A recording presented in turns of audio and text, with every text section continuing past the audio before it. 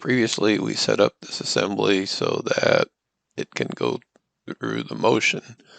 Now we want to do is limit the motion so it stops when the parts connect. To do that, we're going to use contact sets. So the shaft is going to go until it connects to the joint A. Both of those need to be in the contact set. And the piston is going to connect to or collide with the weldment.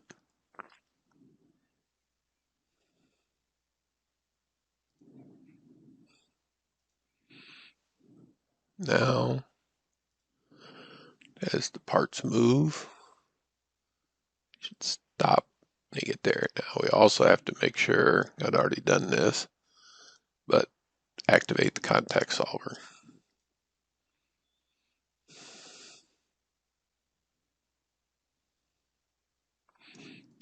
So now it stops when it connects.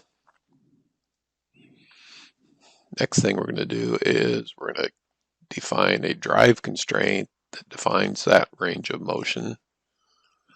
So first step there is to create a constraint. Several different constraints are possible, but I'm going to use a constraint between these two surfaces. Watch here for a couple things to make sure that we're using the flush constraint, and to watch the distance here where we kind of want it to start from. So I'm going to set it to -20.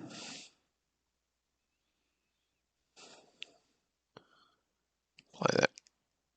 Now notice with that constraint added, it's locked into place.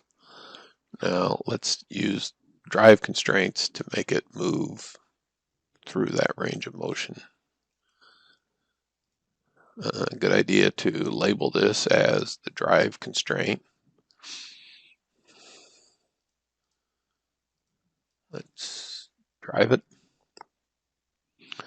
We're going to start at 20, and we're going to go as far as it'll let me until it collides. So let's set a distance here of, I think, 100, minus 100.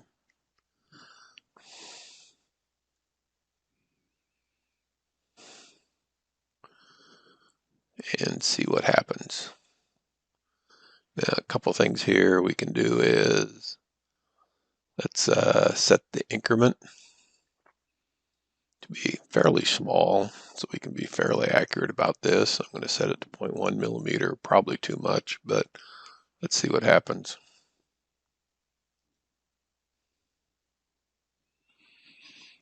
It's slow due to the increment that's being used. Okay, but notice here it stops at 77.5. That means there's probably a little bit of collision there.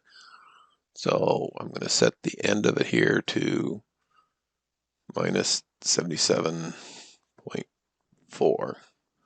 That means it's going to stop just a little bit before the collision we get there. Now then, taking it all the way to the bottom, pretty sure it stops before it gets to 0. Let's let it go and see what happens.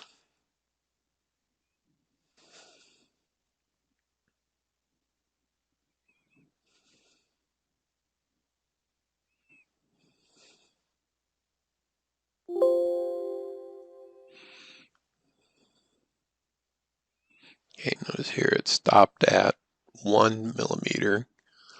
I'm going to kind of do the same thing here, is to say that it needs to, we're going to stop it just a little before that, because chances are at 1 millimeter there's a little bit of collision. So let's stop it at minus 1.1.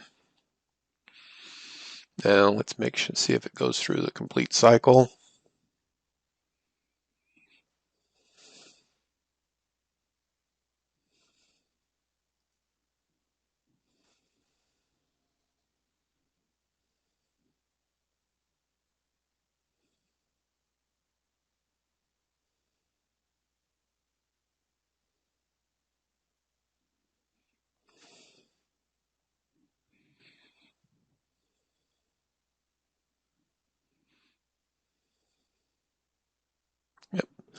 So we defined now the range of motion. We defined drive constraint. So let's save it.